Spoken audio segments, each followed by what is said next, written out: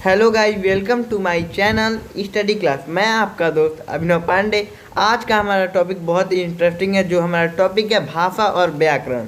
अगर आपको यह मेरा वीडियो अच्छा लगे तो इसको लाइक करें, सब्सक्राइब करें एंड शेयर करें। तो चलिए बिना टाइम को बर्बाद किए हुए वीडियो हम अपना स्टार्ट करते हैं। तो दोस्तों, हमारा पहला टॉपिक है भाषा। भाषा शब्द भाव धातु से बना है।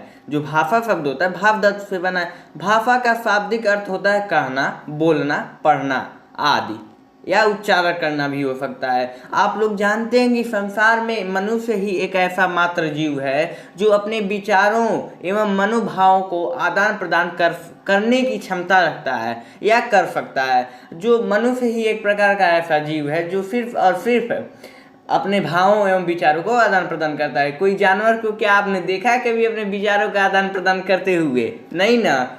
इसलिए सिर्फ मनुष्य ही भाषा का आदान प्रदान कर सकते हैं।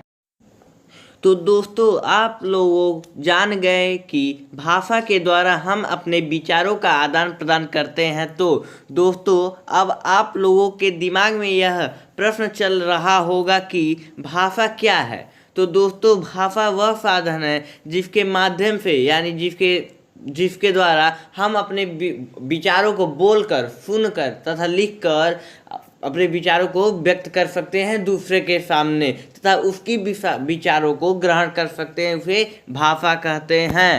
तो हमारा नेक्स्ट टॉपिक है भाषा के कितने रूप होते हैं, यानी काइंड्स ऑफ लैंग्वेजेस। तो हिंदी भाषा में भाषा के 3 रूप होते हैं। मुख्यतः 2 रूप होते हैं, मौखिक भाषा, लिखित भाषा। लेकिन कुछ विद्वानों द्वारा सांकेतिक भाषा को भी भाषा के रूप में माना जाता है। लेकिन व्याकरण में सांकेतिक भाषा को स्थान नहीं दिया गया है। ये दोस्तों, अब हम देखते हैं भाषा के रूप के मौखिक भाषा को, यानी ओरल लैंग्वेज। मुख से जिन भी विचारों को हम बोलकर आदान प्रदान करते हैं अपने आगे वाले, यानी अपने दोस्तों, अपने मित्रों या अपने सगे संबंधियों को, यानी आपसी वार्तालाप, कहानी आदि इसके मुख्यतः उदाहरण हैं। चलिए अब नेक्स्ट टॉपिक पे चलते हैं। तो मेरे प्रिय दोस्तों, हमारा नेक्स्ट टॉपिक है लिखित भाषा, यानी रिटेन लैंग्वेज। हम अपने जिन भी विचारों को लिखकर या भावों को लिखकर आदान प्रदान करते हैं अपने सगे संबंधियों, मित्रों, दोस्तों आदि से, उसे लिखित भाषा कहते हैं। जैसे पत्र लेखन, हम किसी को पत्र लिखकर अपने विचारों को आदान प्रदान करते हैं। साहित्य रचना का मुख्यतः उदाहरण है कोई एक कविता। तो हमारा थर्ड टॉपिक है सांकेतिक भाषा, यानी म्यूट लैंग्वेज। जब हम अपने विचारों एवं भावों को संकेतों द्वारा प्रकट करते हैं उसे सांकेतिक भाषा कहते हैं। यह मुख्यतः अंधे व्यक्तियों के लिए यह भाषा होती है।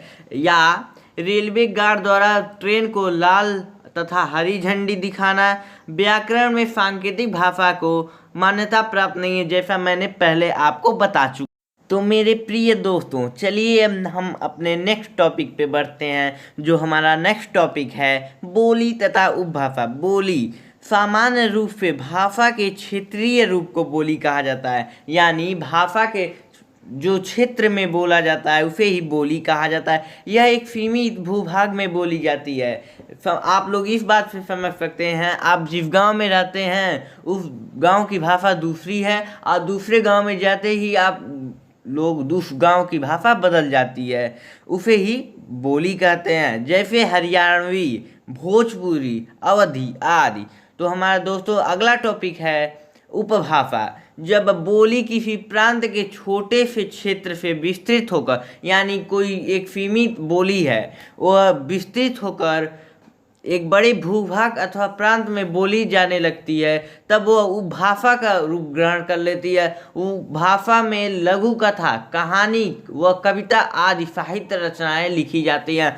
आपने मुंशी प्रेमचंद्र की कहानियाँ सुनी होंगी जिसमें उपभाषाओं का प्रयोग अधिकतर देखा जाता है। इसके उदाहरण हैं पश्चिमी हिंदी, पूर्वी हिंदी, पहाड़ी हिंदी। तो देखिए इसका उपभाषा किसे कहते हैं। किसी प्रांत या उपप्रांत की बोलचाल और साहित्यिक रचना की भाषा उपभाषा कहलाती है। चलिए मेरे प्रिय मित्रों, अब हम बढ़ते हैं अपने नेक्स्ट टॉपिक पे, राजभाषा हिंदी एवं भारतीय भाषाएं।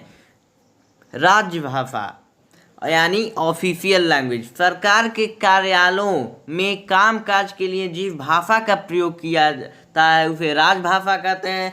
पूरे देश में राजभाषा के रूप में हिंदी भाषा को मान्यता प्राप्त है। हिंदी भाषा को भारत में 70% से ज़्यादा लोग बोलते हैं। 14 सितंबर 1949 को हिंदी को संविधान में संघ की राजभाषा का दर्जा दिया गया। इसलिए प्रत्येक वर्ष 14 सितंबर को हिंदी दिवस के रूप में मनाया जाता है। तो चलिए मेरे दोस्तों, अब बढ़ते हैं हम नेक्स्ट टॉपिक पे, भारतीय भाषा यानी इंडियन लैंग्वेज। संविधान की 8वीं अनुसूची में जिन 22 भाषाओं को मान्यता प्राप्त है वो कुछ निम्न प्रकार हैं: असमिया, उड़िया, कश्मीरी, पंजाबी, हिंदी आदि। आप लोग स्क्रीन पर देख के इसे नोट कर सकते हैं। भारत में 70% से ज़्यादा लोग हिंदी बोलते और समझते हैं, इसलिए हिंदी भाषा को राजभाषा के रूप में मान्यता दी गई है। तो चलिए दोस्तों, अब बढ़ते हैं हम अपने नेक्स्ट टॉपिक, मानक भाषा।